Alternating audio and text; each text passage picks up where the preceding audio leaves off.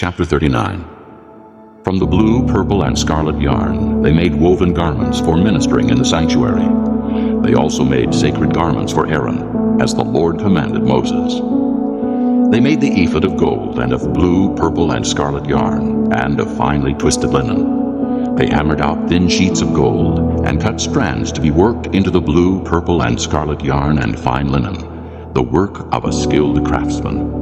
They made shoulder pieces for the ephod, which were attached to two of its corners so it could be fastened. Its skillfully woven waistband was like it, of one piece with the ephod, and made with gold, and with blue, purple, and scarlet yarn, and with finely twisted linen, as the Lord commanded Moses. They mounted the onyx stones in gold filigree settings, and engraved them like a seal with the names of the sons of Israel. Then they fastened them on the shoulder pieces of the ephod as memorial stones for the sons of Israel, as the Lord commanded Moses. They fashioned the breastpiece, the work of a skilled craftsman. They made it like the ephod, of gold and of blue, purple, and scarlet yarn, and of finely twisted linen. It was square, a span long and a span wide, and folded double. Then they mounted 4 rows of precious stones on it. In the first row there was a ruby, a topaz, and a beryl. In the second row, a turquoise, a sapphire, and an emerald. In the third row, a jacinth, an agate, and an amethyst. In the fourth row, a chrysolite, an onyx, and a jasper. They were mounted in gold filigree settings. There were 12 stones, one for each of the names of the sons of Israel, each engraved like a seal with the name of one of the 12 tribes. For the breastpiece they made braided chains of pure gold, like a rope.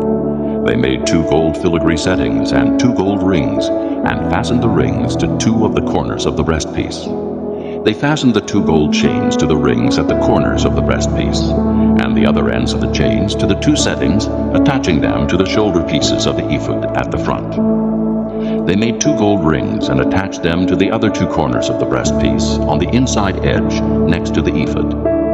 Then they made 2 more gold rings and attached them to the bottom of the shoulder pieces on the front of the ephod, close to the seam just above the waistband of the ephod. They tied the rings of the breastpiece to the rings of the ephod with blue cord, connecting it to the waistband so that the breastpiece would not swing out from the ephod, as the Lord commanded Moses.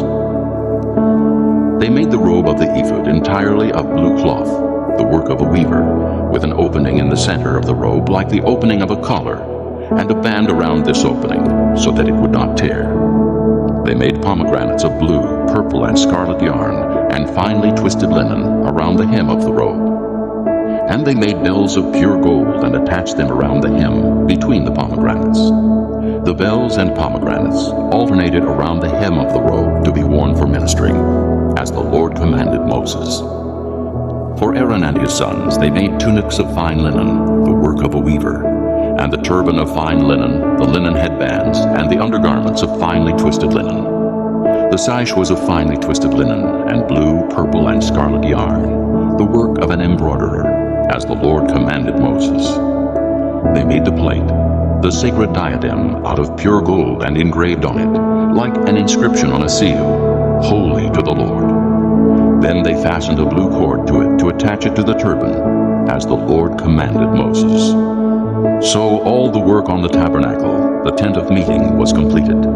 The Israelites did everything just as the Lord commanded Moses.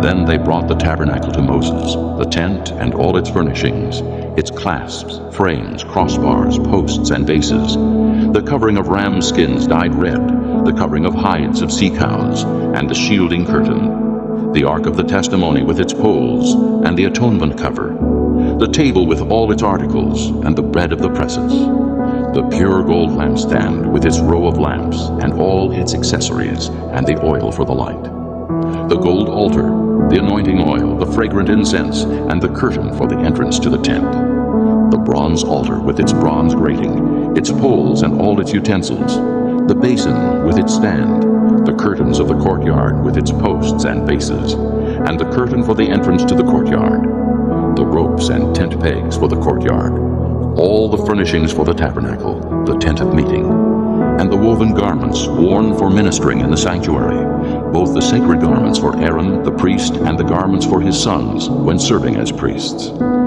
The Israelites had done all the work, just as the Lord had commanded Moses. Moses inspected the work, and saw that they had done it just as the Lord had commanded. So Moses blessed them.